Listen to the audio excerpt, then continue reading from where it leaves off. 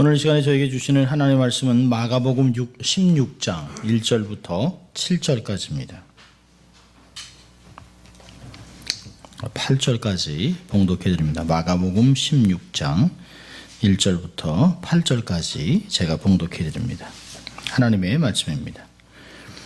안식일이 지나매 막달라 마리아와 야고보의 어머니 마리아와 또 살로메가 가서 예수께 바르기 위하여 향품을 사다 두었다가 안식 후 첫날 매우 일찍이 해 돋는 때에 그 무덤으로 가며 서로 말하되 누가 우리를 위하여 무덤문에서 돌을 굴려주리요 하더니 눈을 들어본즉 돌이 벌써 굴러졌으니 그 돌이 심히 크더라.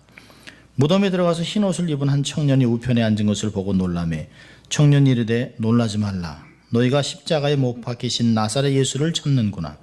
그가 살아계셨고 여기 계시지 아니하시니라. 보라 그를 두었던 곳이니라.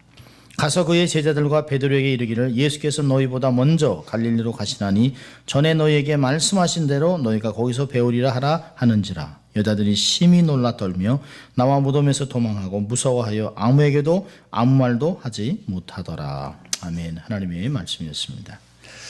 Good morning. Happy Easter. 주님 부활하셨습니다. 매년 이렇게 연중 행사같이 우리가 부활절을 겪지만 매번마다 이 주님이 부활하셨다는 게 얼마나 좋은 소식인지 몰라요. 크리스마스도 굉장한 거죠. 정말 주님이 탄생하셨다. 그 탄생이 이렇게 죽음과 부활로 마치지 않았다면 그냥 뭐 한 100년 사시다 돌아가셨다라고 끝난다면 아무 소용이 없는 거죠. 주님이 짧지만 정말 모든 것을 성취하시고 그리고 우리의 죄값을 완전히 치르시고 그리고 부활하시고 다시 오실 것이라고 하는 약속을 주신 것은 얼마나 복된 소식이 모릅니다. 세월이 지나면서 왜 어르신들이 내 주님 만날 때가 가까이 오지? 라고 하면서 흥분해하는 그런 모습들을 이제 서서히 조금씩 느끼기 시작합니다. 거룩한 주일 예배 참석한 여러분을 주의 이름으로 정말 환영합니다. 자, 우리 양손을 좀 가슴에 얹고 한번 두 번 외쳐볼까요? 늘 하는 대로 난 하나님의 특별한 사랑을 받은 사람이다. 두 번 해보겠습니다.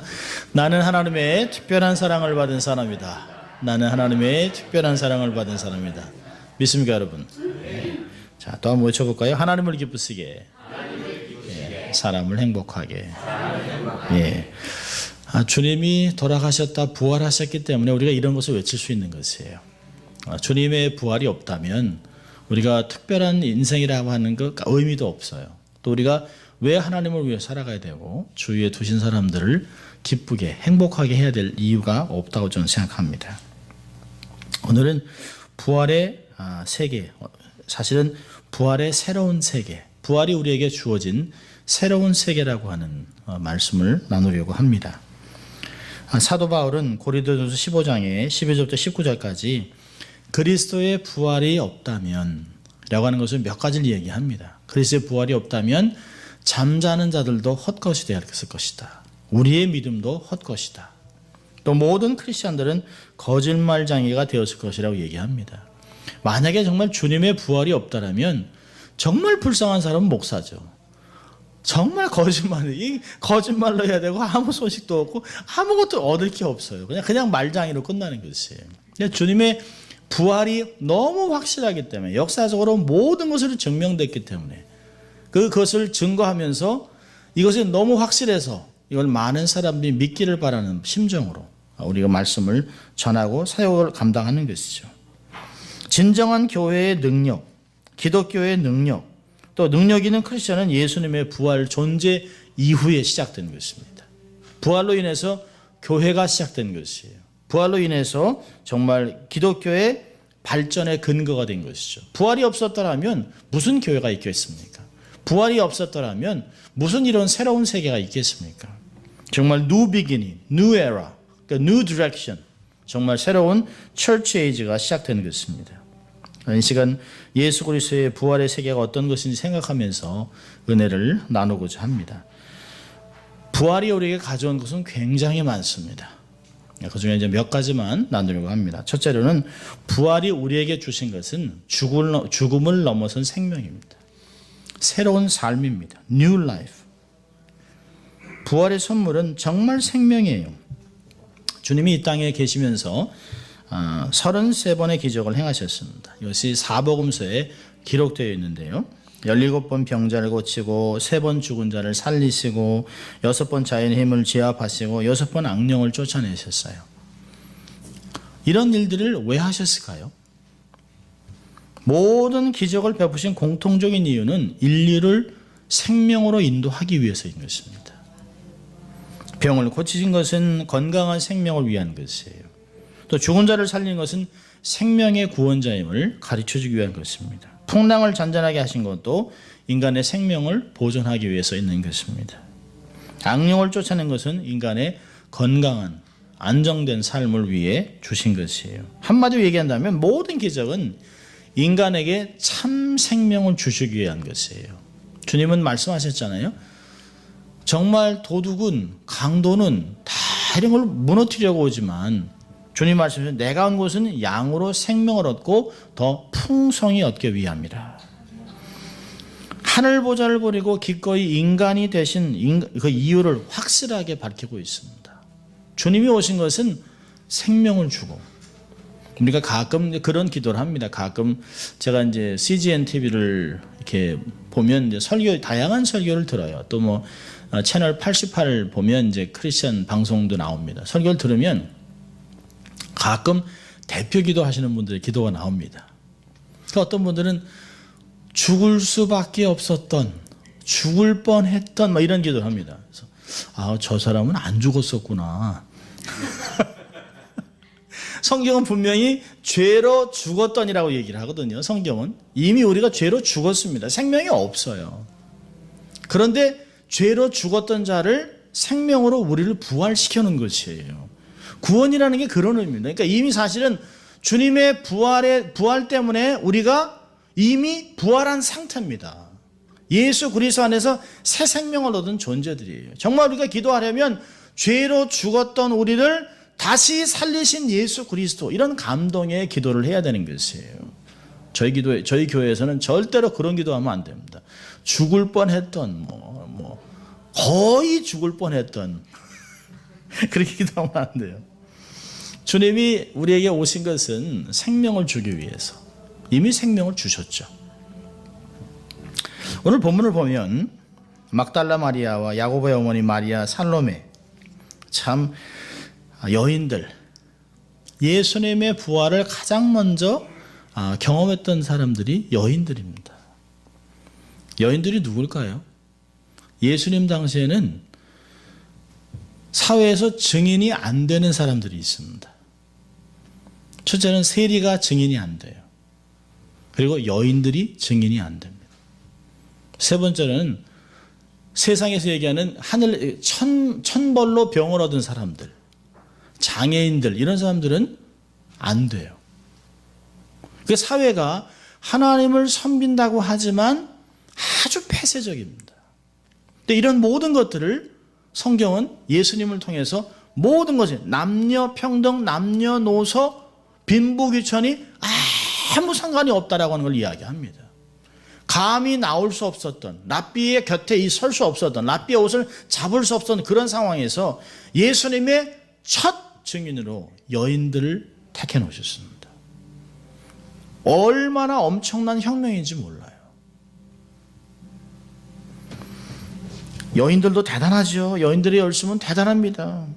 예수님을 너무나 사랑했기 때문에 예수님이 달려 돌아가신 것 때문에 시체에 향품을 바르기 위해서, 썩는 냄새를 나지 않게 하기 위해서 향품을 바르기 위해서 찾아왔어요. 참 놀랍죠. 죽은 시체에게 온다는 게 보통 일이 아닙니다. 근데 무덤에 갔는데 깜짝 놀래요. 무덤에 돌이 없어졌습니다. 이스라엘은 여기하고 날씨는 좀 비슷합니다. 조금 더 드라이하죠. 그래서 이 가족 무덤을 만들어 놓습니다. 그래서 무덤을 이렇게 보면 무덤에 이렇게 돌이 있어요. 그래서 돌이 보통 사람만 합니다. 근데 이제 그 당시 예수님 당시의 사람들의 키가 평균이 150입니다. 그러니까 5피트보다 더 작았어요. 그러니까 150, 143 뭐 이 정도였습니다. 그러니까 돌이 이렇게 크지는 않아요. 한 이 정도 됩니다. 그러면 돌을 동그랗게 만들어서 한쪽에 파놓고 돌을 이렇게 경살처럼 이렇게 도로로 굴리면 굉장히 큰 무게지만 한 서너 사람이 이렇게 굴리면 다치게 되어 있습니다. 여인들의 힘으로는 도저히 열 수가 없어요. 그런데 와보니까 자기들이 벌써 그랬습니다. 3절에 누가 우리를 위하여 무덤문에서 돌을 굴려주리요. 여인들이 여러 명이 갔지만 돌을 굴릴 수 있는 힘이 없어요. 근데 갔는데 이미 굴러져 있습니다. 그러니까 깜짝 놀라서 들어갔죠. 들어보니까 벌써 돌이 그 돌이 심이 크기 때문에 4절 보니까 눈을 들어보니 돌이 벌써 굴러졌으니 그 돌이 심이 크더라. 무덤에 들어갔습니다. 흰 옷을 입은 청년이 우편에 앉는 것을 보고 놀라죠. 이미 예수님 부활하셨다 라고 얘기하고 있습니다. 굉장한 것이죠. 죽은 자가 살아난 것이에요. 장사한 지 3일 만에 다시 부활하셨습니다. 무덤문이 열리고 빈 무덤이 됐습니다. 이건 뭘 얘기할까요? 죽음의 세계를 생명의 세계로 바꿔놓은 것입니다. 여러분, 죄의 결과가 뭘까요? 죄의 결과는 무서운 죽음입니다. 히브리에서도 그랬어요. 죽음을 두려워서 벌벌 떨고 있는 사람들을 구원하기 위해 주님이 오셨다라고 얘기합니다. 세상에서 가장 무서운 게 뭘까요? 죽음입니다. 죽음. 어릴 때 그런 얘기 있잖아요. 할머니들이 아이고 늙으면 죽어야지. 또 손자가 그랬다는 거냐? 할머니 빨리 죽어. 그랬다가 아주 혼났다고 얘기를 하잖아요. 사람들이 100세가 된들 충분히 살았다고 얘기할 수 있겠습니까? 아니에요. 사람의 삶에 대한 애정은 말로 표현할 수 없습니다. 60세. 옛날에는 60 그러면 환갑 잔치 아주 크게 했습니다. 저희 할아버지 60 잔치 아주 동네 사람이 다 모였었습니다. 요즘 누가 환갑 잔치 한다 그러면 웃기죠.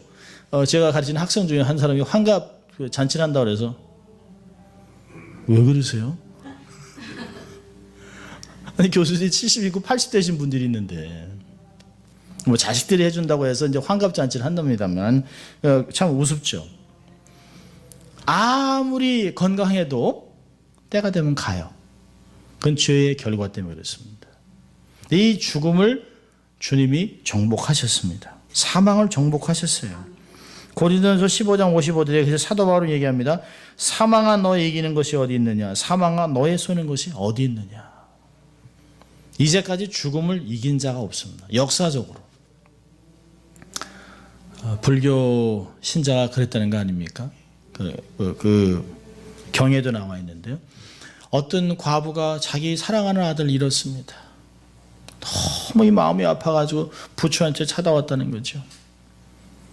너무 가슴이 아파서 우리 아들을 살려달라고 그랬습니다. 그러니까 온 마을을 다니면서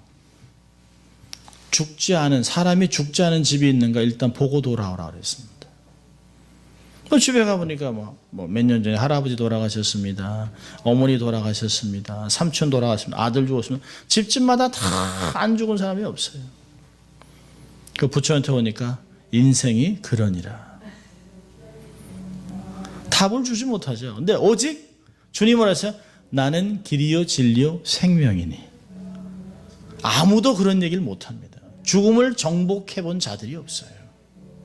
모든 종교의 신들이 죽음을 겪어보지 않았습니다. 부활이라고 하는 것이 없어요. 오직 기독교 예수 그리스도만이 죽음을 정복했습니다. 사도 바울은 본래 예수 믿는 사람을 잡아가두고 죽이는 일에 앞장선 사람이었죠. 살기가 등등했다라고 얘기합니다. 요즘 말로 한다면 아마 살인마처럼 거는지도 몰라요. 잡히게만 하면 그냥 예수 믿는다 그러면 잡히게만 하면. 사도행전 9장에 그날도 다메섹에 있는 크리스천들을 잡으러 가고 있습니다. 모든 권세를 다 갖고 그들을 잡으러 갑니다. 그런데 빛을 만나요. 그 빛 가운데 주님 얘기하죠. 사울아 사울아 왜 내가 나를 핍박하느냐. 떨리는 음성으로 들었어요. 사도행전 9장을 보면 나는 내가 핍박하는 예수라. 내가 일어나 성으로 들어가라. 행할 것을 내게 이룰 자가 있느니라. 땅에 엎드려 줍니다. 그리고 3일을 식음을 전폐해요. 그리고 아나니아라고 하는 예수님의 제자를 통해서 눈이 뜹니다. 그러자 그의 생각이 다 바뀌어버렸습니다. 이제까지 예수는 예수를 따르는 자는 죽여야 할 자 라고 여겼던 사람이 고린도후서 5장 17절 보면 누구든지 그리스도 안에 있으면 새로운 피조물이라. 이전 것은 지나갔으니 보라 새 것이 되었도다. 고린도후서에 있는 고백은 사실은 많은 사람에게 고백하기보다는 자기가 경험한 걸 얘기하는 것이에요. 봐라, 예수 안에 새로운 피조물이 내가 되지 않았느냐. 나는 날마다 죽지만 날마다 새로워진다고 고백하는 것이에요. 사도행전 16장 31절에 그렇게 얘기합니다. 가로되 주 예수를 믿어라 그리하면 너와 내 집이 구원을 얻으리라. 이보다 더 큰 변화가 어디 있겠습니까? 사람을 죽이던 자가 이제 사람을 살리는 생명의 일꾼이 되었습니다. 복음을 증거하는, 부활을 증거하는 사람이 되었습니다. 우리 주변 사회를 좀 보십시오. 20불 때문에 사람을 죽입니다. 요즘은 사실 부자 간에 모자 간에 모녀 간에 자식이 부모를 버릴 수는 있어요. 근데 요즘같이 옛날에는 폐륜하는 얘기를 들었죠. 자기 아버지 돈을 뺏으려고 아버지가 그 유산을 안 주니까 집을 확 불을 태워서 아버지를 죽여요. 그러다 나중에 걸립니다. 그런 일은 많았었어요. 그 우리 폐륜이라고 얘기합니다. 요즘은요, 폐륜 부모가 많습니다. 자기 몸으로 낳은 자식을 죽여요. 의붓 아버지, 의붓 어머니도 있지만 자기가 낳은 친자식을 죽입니다. 어린아이 굶겨 죽여요. 그리고 그 죽은 아이를 산에다 매장했어요. 한국에서 지금 난리입니다. 난리. 날마다 있습니다.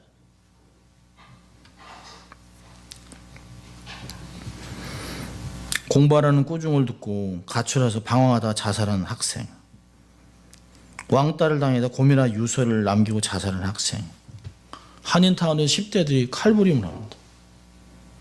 총싸움을 합니다.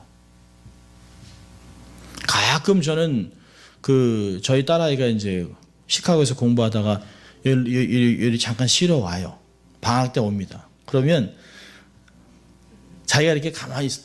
너무 시끄럽다는 거예요. 너무 한인타운이. 왜 그랬더니 앰뷸런스 하루에 적어도 6번 지나가고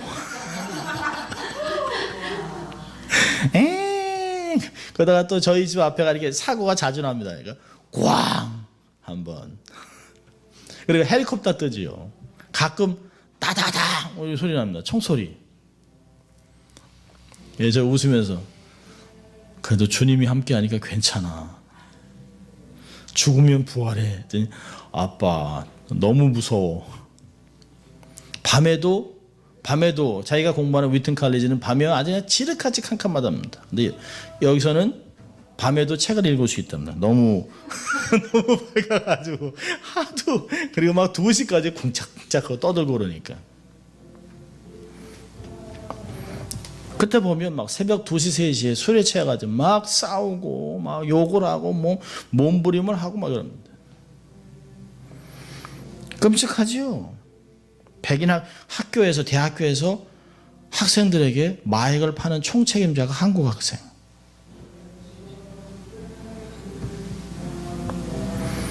마약을 사기 위해서 강도 사기행 말도 못하는 일들이 벌어지고 있습니다.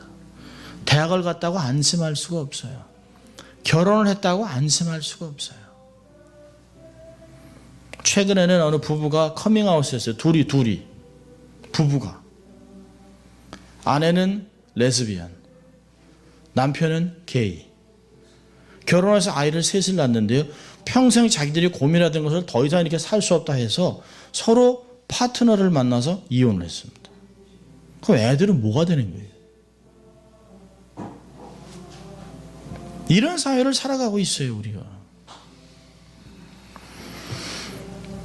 잘못된 신념과 종교 이상으로 무고한 시민들을 죽이고 아내자들을 성노예로 잡아가고 노예시장에 내다 파는 아이시스라고 하는 괴물이 등장했습니다.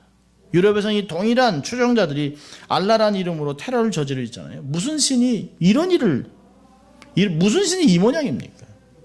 무슨 무슬림이 이슬람이 평화의 종교입니까?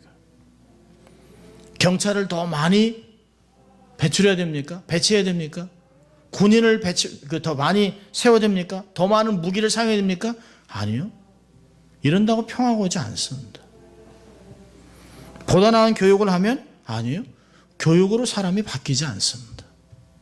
사람은 예수 그리스도의 복음만이 바꿀 수 있어요. 이런 어두운 세상에 예수의 복음만이 세상을 바꿔놓을 수 있어요. 사람의 환경을 바꾼다고 사람이 바뀌지 않습니다. 힘들게 사는 사람에게 편안한 집을 주면 처음에는 감사하겠죠? 그러나 조금 지나면 감사는 다 잊어버리고 더 나은 것, 더 도태해집니다. 어둠의 부활의 예수의 생명이 빛에 임해야 됩니다. 생명의 소중함을 일깨워줘 사람을 살리는 사회를 만들어야 합니다.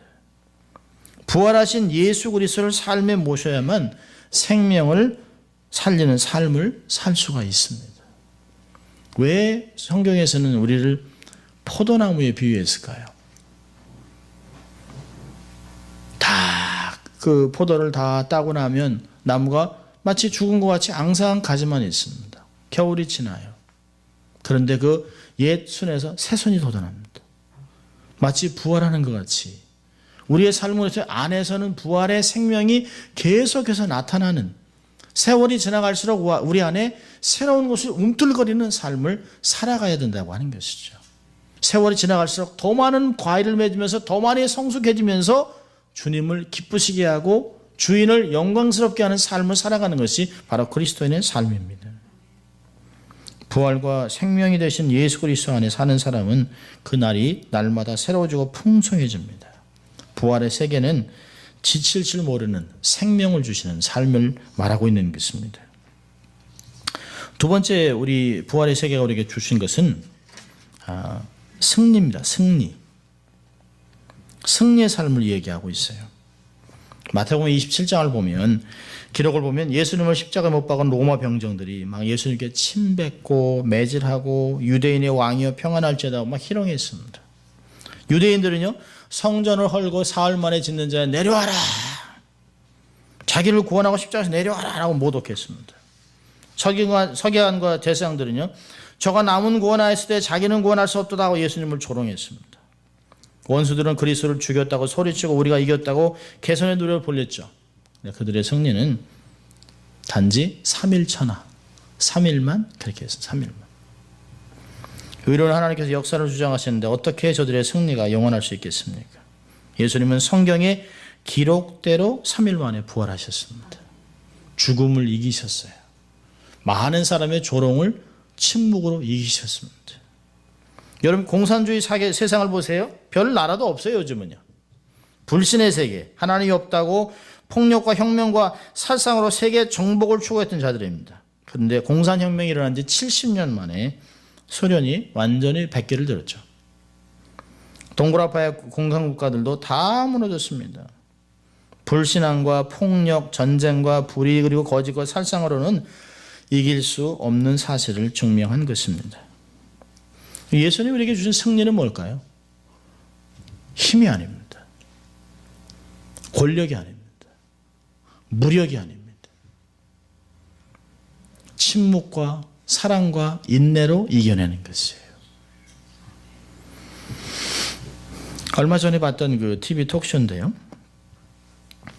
아버지가 열심히 삶을 살아갔습니다. 너무 분주하게 살다 보니까 자식들하고 시간을 보낼 수가 없었어요.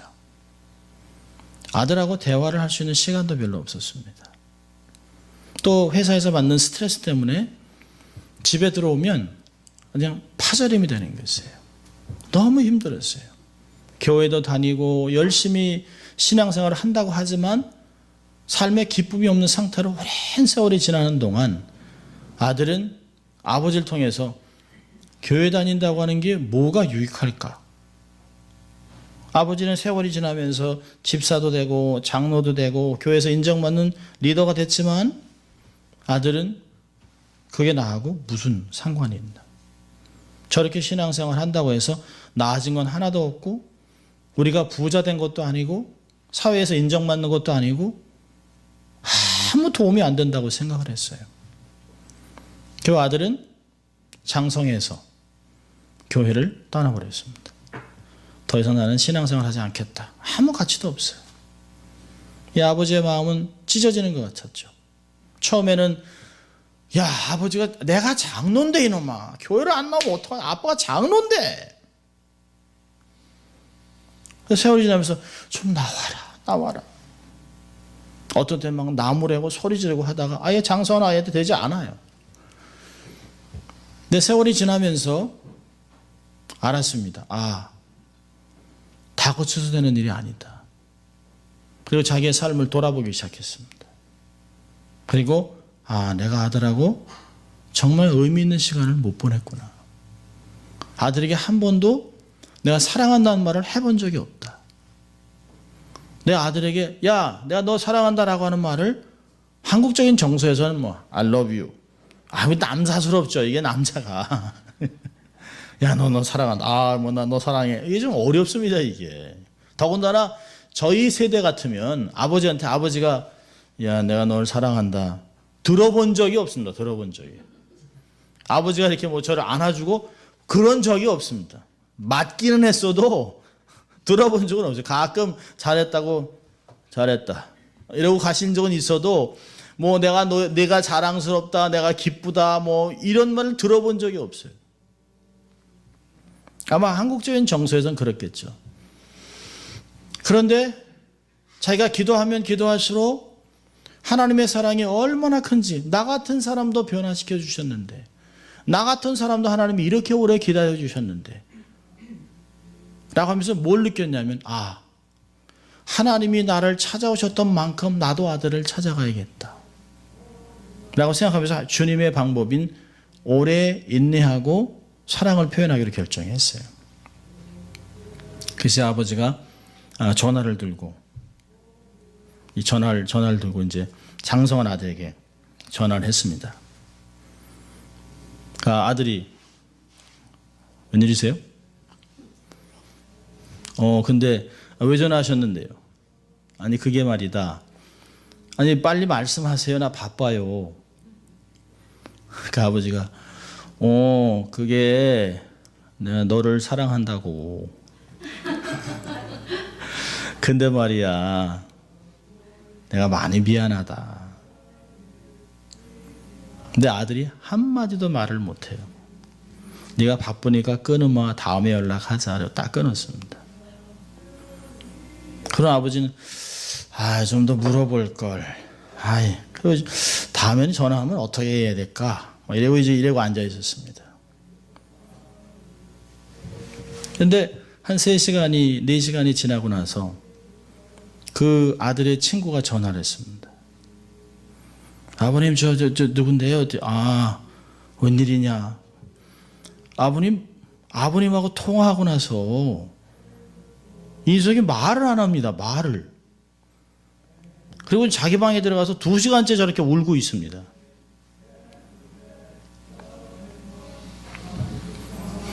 그리고 일주일이 지나서 아들이 찾아왔어요.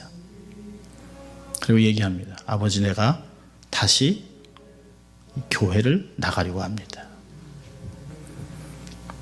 아버지가 너무 놀란 거죠. 아버지가 처음으로 내게 해준 그 이야기.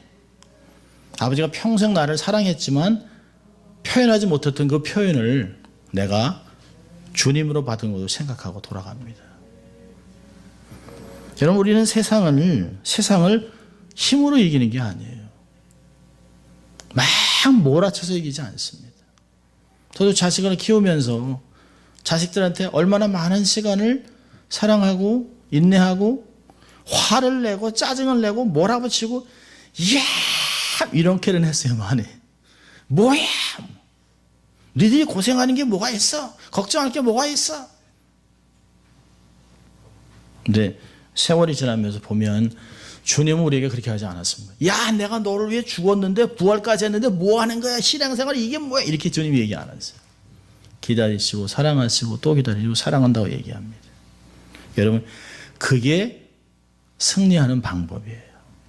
우리는 세상에서 힘으로 이기지 못합니다. 우리는 조금 불편해도 어떤 때는 손해가 돼도 예수님같이 살아내야 합니다. 그리스도 안에 있기 때문에 믿음을 붙들고 정말 불신을 이기고 정의를 붙들고 겸손을 붙들고 인내하고 참아내고 피눈물을 쏟아내더라도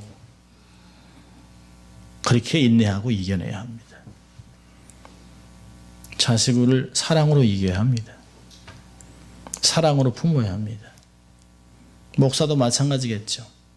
이 고난주간을 지나면서 내가 어떻게 하면 교인들을 더 품을 수 있을까? 몰아붙일 수는 없어요. 교인들을 절대 몰아붙일 수 없습니다. 어떻게 하면 정말 품을 수 있을까? 속 좁은 저를 보면서 마음만 답답한 거죠. 이 속 좁은 목사가 뭘 할 수 있을까?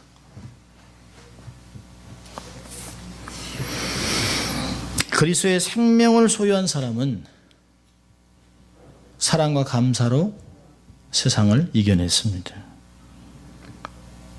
세상에서는 너희가 환난을 당하나 담내하라 내가 세상을 이겼노라. 주님이 세상을 이긴 방법을 보십시오. 십자가를 지고 이기셨습니다. 그리고 부활로 확실히 도장을 찍어 놓으셨어요. 우리가 이 보배를 질그릇에 가졌으니 이는 능력이 심히 큰 것이 하나님께 있고 우리에게 있지 아니함을 알게 함이라. 우리가 사방으로 오교쌈을 당하여도 쌓이지 아니하며 답답한 일을 당하여도 낙심하지 아니하며 핍박을 받아도 버림받지 아니하며 거꾸로 힘을 당하여도 망하지 아니하고. 그게 우리의 삶입니다. 부활은 우리에게 이러한 승리를 주셨습니다. 세 번째로는 우리에게 소망을 주셨습니다. 부활은 우리에게 소망을 주셨어요. 오래전에 읽었던 그 예화인데요. 한국의 어느 작은 시골 도시에 목회자가 부임을 했습니다. 참 정직하고 참 건강한 사역을 하는데 교인들이 자꾸 줄어요. 자꾸 도시로 이사 가고 또 교인들은 점점 나이가 먹고 몇몇 남지 않은 노인들과 목회를 하면서 정말 마음이 멍해졌습니다. 이러니 그냥 목회를 그만둬야지. 도시 가서 목회할 마음은 없고 또 자기의 그릇도 안 되고. 그러면 세월이 지나면서 점점 이렇게 하다가 교회를 그냥 문을 닫게 되는구나.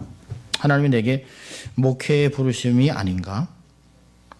목회를 자꾸 자신을 잃어요. 나이 드신 80 되시는 권사님이 목사님 힘내세요. 힘내세요. 괜찮아요. 우리는 괜찮아요. 그런데 목사들이라니까 그렇잖아요. 교인들은 자꾸 줄어들고. 사실 저도 비슷한 마음들 느끼죠. 이게 내가 뭐가 잘못됐나 보다. 내가 뭐가 잘못하고 있나 보다. 내가 부족한가 보다. 그러다 어떤 생각까지 드냐면 더 나은 목회자를 여기에 모시러 와야 되겠다. 그 자리를 이렇게 비켜주려고 생각을 합니다. 이런 생각을 하고 있는데요. 그래서 이건 내가 마음의 결정을 하고 아내에게 얘기를 해야 되겠다. 그래서 아내에게 내가 좀 이제 중대한 결정을 하려고 해. 그러니까 기도하려고 하니까 내게 시간을 좀 줘봐. 아내도 이제 하도 그러니까 농사일도 바쁘고 지금 권사님 박권사님 내가 밭에 나가도 좀 도와주기도 하고 이것도 해줘야 돼. 일 해줘야 되는데 당신 그러고 있으면 우리 동네 우리 교회에서 젊은 사람은 당신밖에 없는데. 그래도 너무 시간이 중요해. 그래서 이제 앉아서 기도를 했습니다.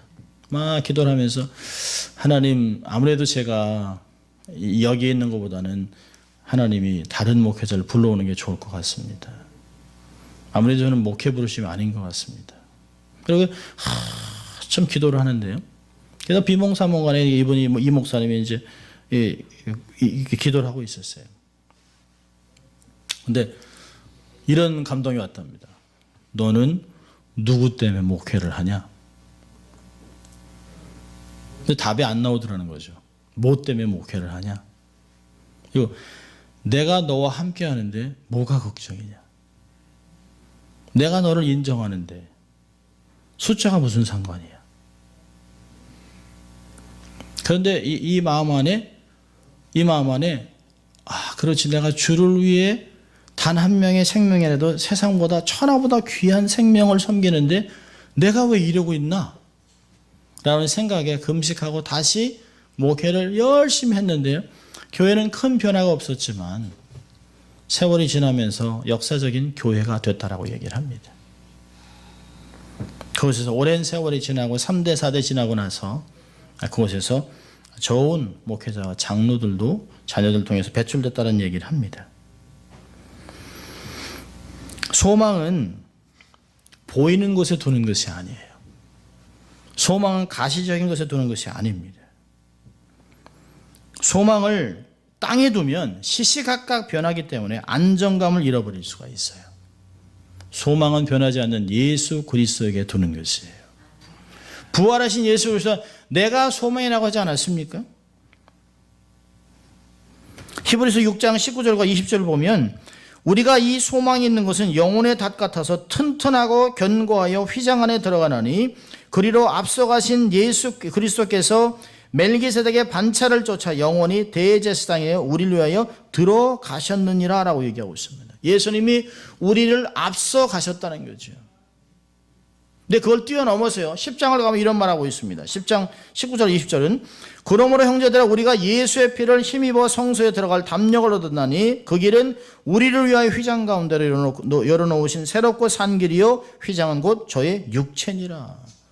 예수님이 앞서서 포러너로 앞서서 달려간 것뿐만 아니라 그분이 길을 만들어 놓으셨다는 거예요. 자기의 육체를 찢어서 길을 만들어 하나님께 올 수 있는 길을 만들어 놓으셨다라고 얘기하고 있습니다. 할렐루야. 그래서 주님은 살아계실 때 나는 길이요 진리요 생명이니 나로 맘지 않고는 아버지께로 올 자가 없다라고 요한복음 14장 6절에 말씀하신 것이에요. 이 예수 그리스도의 삶을 곁에서 정확하게 가장 가깝게 보았던 베드로는 베드로전서 1장 3절부터 6절까지 이런 말을 하고 있습니다. 찬송하리로다 우리 주 예수 그리스도의 아버지 하나님이 그 많으신 긍휼대로 예수 그리스도의 죽은 자 가운데서 부활하심으로 말미암아 우리를 거듭나게 하사 산 소망이 있게 하시며 썩지 않고 더럽지 않고 쇠하지 아니하는 기업을 있게 하시나니 곧 너희를 위하여 하늘에 간직하신 것이라.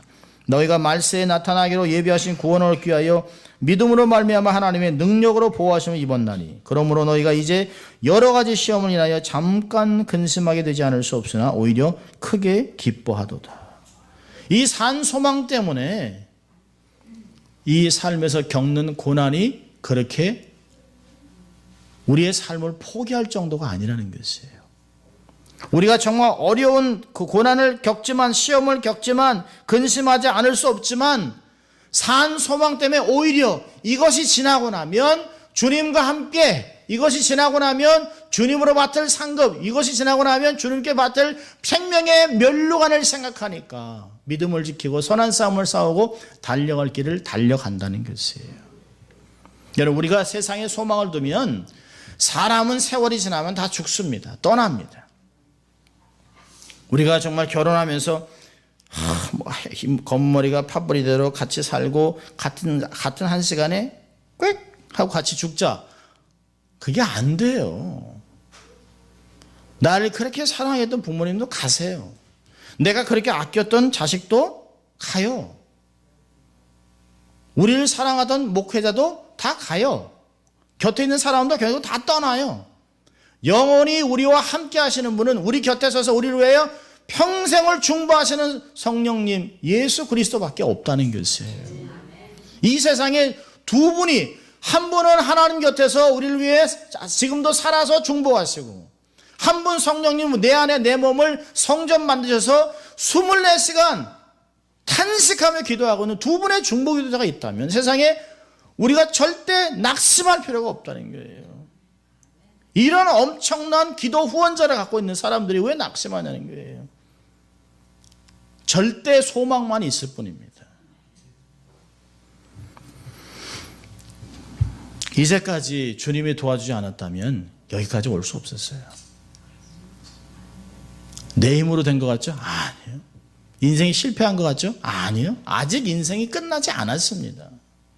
아직 주님이 끝 하지 않았어요. 그렇다면 얼마든지 기회는 많습니다. 그러나 세상적인 기회를 얘기하는 것이 아니에요. 세상적인 영광을 얘기하는 것이 아니에요. 세상적인 안정감, 세상적인 기쁨, 부 건강 이런 걸 얘기하는 것이 아니에요. 비록 내가 건강이 없다 할지라도, 내가 나이가 있을지라도, 내가 재물이 없다 할지라도 예수 그리스도를 소유했다면 참 소망을 갖고 있는 사람이라는 거죠. 산소망. 이런 부활의 신앙을 가진 사람은 선을 행하되 낙심하지 말아야 합니다. 때가 되면 반드시 열매를 거두게 됩니다. 눈물로 씨를 뿌려야 합니다. 눈물로 씨를 뿌리는 자만이 기쁨으로 단을 거둡니다. 우리가 정말 삶을 살아가면서 얼마나 포기하고 싶을 때가 많습니까? 눈물 나는 환경이 얼마나 많은지 몰라요. 왜 내가 뭘 그렇게 잘못을 했기 때문에, 내가 뭐가 이렇게 부족해서 왜 이렇게 일이 꼬이고 안 되는 거야. 정말 다 그만두고 싶은 상황이 와요. 앞이 막 눈물이 앞을 가려요. 그래도 포기하면 안 됩니다. 주님 말씀하시잖아요. 눈물로 씨를 뿌리는 자만 기쁨으로 단을 거둘 수 있습니다. 때가 되면 이루고, 때가 되면 응답되고, 때가 되면 모든 것이 밝히 드러납니다. 세월이 지나고 나니까 아하, 이래서 이랬구나. 아, 주님이 그때 이래서 막으셨구나. 아, 주님이 그때 이래서 그 사람을 떠나게 하셨구나. 아, 그때 결정을 못하게 하신, 아, 그때 그 기차를 안 타게 한 이유가 있었구나. 어떤 소설가가 그러더라고요. 놓친 사람과 기차는 아름답다. 놓쳤기 때문에 안 타봤으니까.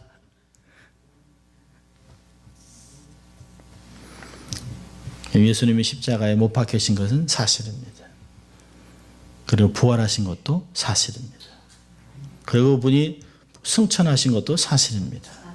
그리고 그분이 다시 오실 것도 사실입니다.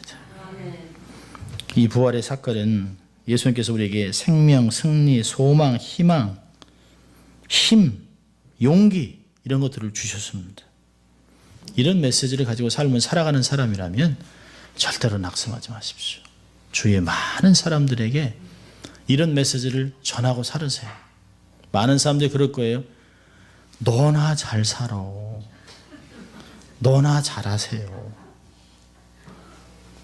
여러분, 우리는 우리를 자랑하는 게 아니잖아요. 우리 안에 계신 예수 그리스도, 세상을 변화시킬 예수 그리스도, 그 이야기를 듣는 사람의 삶을 변화시킬 예수 그리스도를 전하는 것입니다. 이 새로운 세계는, 이 부활의 세계는 주님이 부활하심으로 열렸습니다. 그리고 마지막 정점은 주님이 다시 오시는 곳으로 끝납니다. 최고의 그림, 그 시간을 기다리고 흥분되는 삶을 살아가는 여러분 될 수 있기를 주의 이름으로 축원합니다. 기도하겠습니다. 하나님 아버지 감사합니다. 오늘도 저희를 부활절 예배로 드리게 하시고 새로운 세계가 열린 것을 발견하고 주님이 주신 생명과 승리와 소망과 용기와 많은 아버지와 위로를 경험하고 살아가는 저희들 될 수 있도록 도와주시고, 우리의 삶이 아니라 더 나아가서는 많은 사람에게 이런 소식, 복된 소식을 전하며 살아가는 저희들 될 수 있도록 하나님 축복하여 주시옵소서. 감사하고 예수님 이름으로 기도합니다. 아멘. 우리 함께